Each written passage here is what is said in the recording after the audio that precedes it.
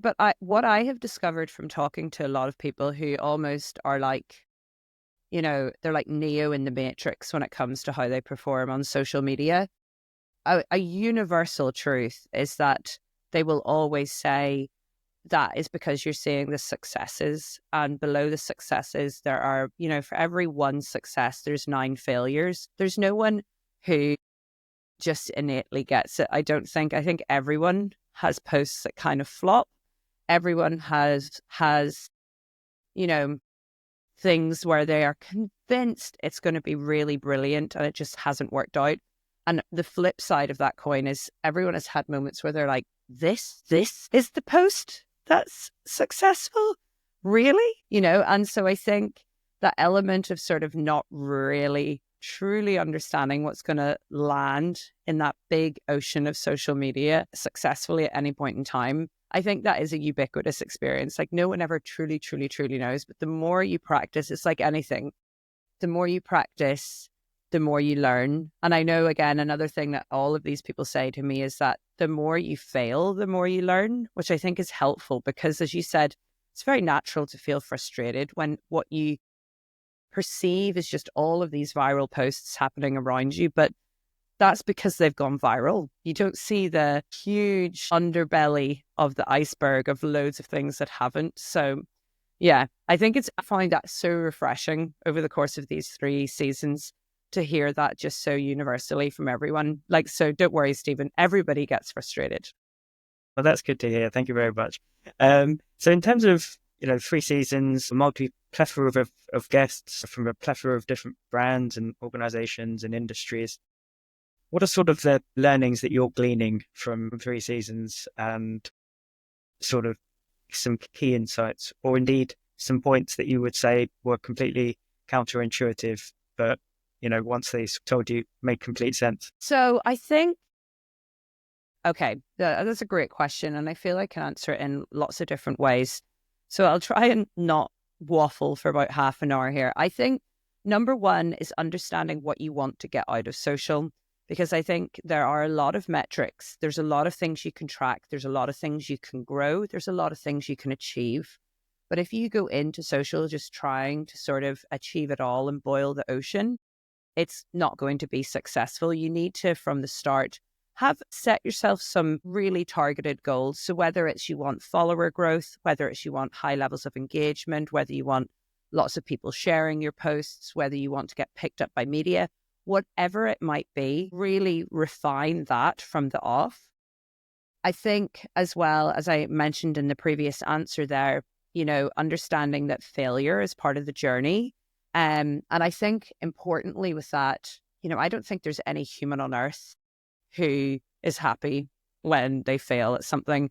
So I think to say like, oh, just have this attitude that failure's wonderful, I don't think that's really that realistic, but I do think if you can try and incorporate a sense of playfulness and understanding that it's not the end of the world, like a badly performing post is just that, it's not going to ruin your career. If you can try and look at it and remove the emotion a little bit, just to be like, okay, well, I wonder why this didn't perform.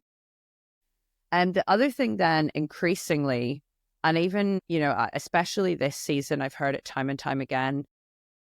And it's interesting because I think, social inherently attracts a lot of creatives, but looking at the data is increasingly it's a great way to expedite understanding what's working and what's not. So having a look and trying to like really dig into whether it is data that you're using natively on the platforms, or whether if you're using a tool like Sprout or like any, there are other tools available. But No, there's not. There's absolutely not. But looking into the data is a great way to sort of unlock some of those questions that you might have about like, I really think this is good. Like, why did this not work?